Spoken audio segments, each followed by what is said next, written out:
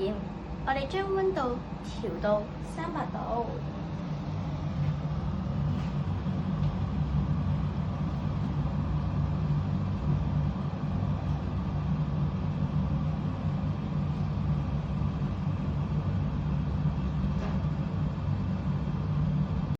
我哋而家會進行3種樣品嘅測試。第一種係150度低溫碳化嘅蠟燭，第二種係300度高溫處理嘅蠟燭，第三種係經過咗水玻璃浸泡之後再300度碳化嘅蠟燭。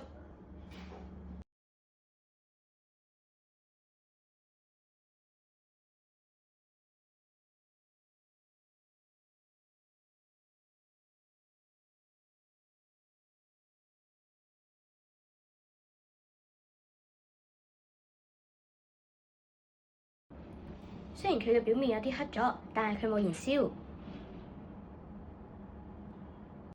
我哋而家嚟睇下燭材嘅導電性能，包括冇經過碳化嘅燭、低溫碳化嘅天燭同埋高溫碳化嘅天燭。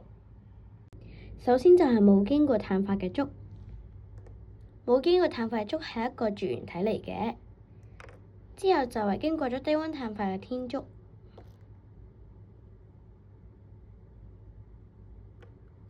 然之後就係高溫碳化嘅天燭。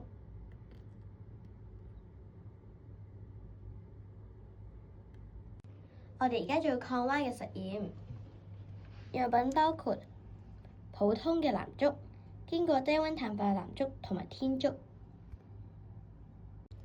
而家做普通蠟燭嘅測試。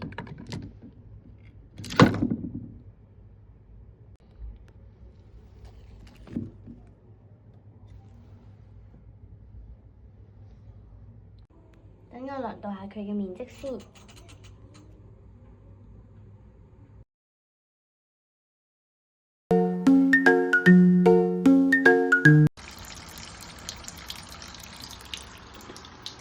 我哋而家要用清水浸泡啲燭材1日，目的就係去除佢當中嘅一啲海溶性嘅糖分同埋澱粉，同埋清水咧係可以軟化啲燭材嘅。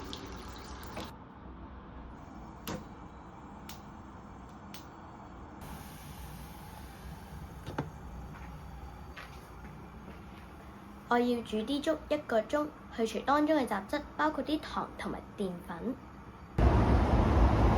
我哋而家要風乾呢啲燭材3日，但係啲燭材唔可以直曬太陽，因為佢哋如果收縮太快嘅話咧，係好容易爆嘅。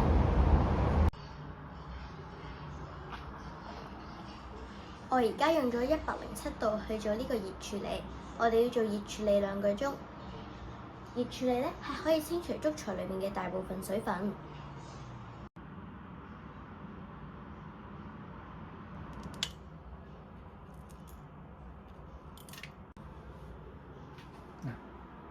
我哋而家開始碳化嗰啲燭材，我哋嘅溫度係要低於150度，避免損壞佢哋當中嘅結構。